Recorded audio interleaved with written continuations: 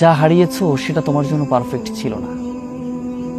যে তোমাকে ছেড়ে চলে গিয়েছে সে তোমার যোগ্যতাই ছিল না।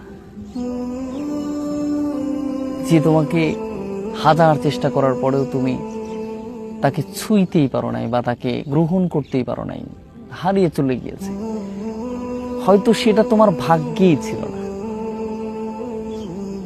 সেজন্য হতাশ হওয়া যাবে না।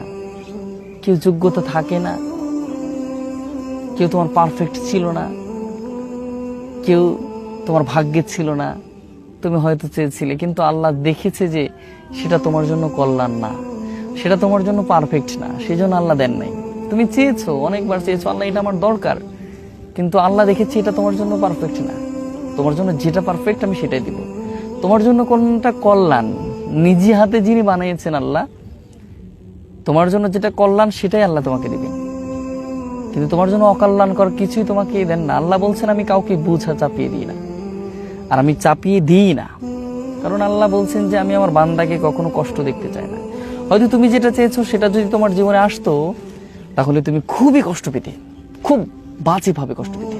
হয়তো এই কষ্টটা আল্লাহ দেখতে পারেন নাই, এই কষ্টটা আল্লাহ সহ্য করতে পারতেন না, সেই জন্য আল্লাহ তোমাকে এটা দেন নাই। সেজন্য মন খারাপ করার কোনো দরকার তো নাই, কারণ আল্লাহ বলছেন আমি অবশ্যই উত্তম কিছুই দিই।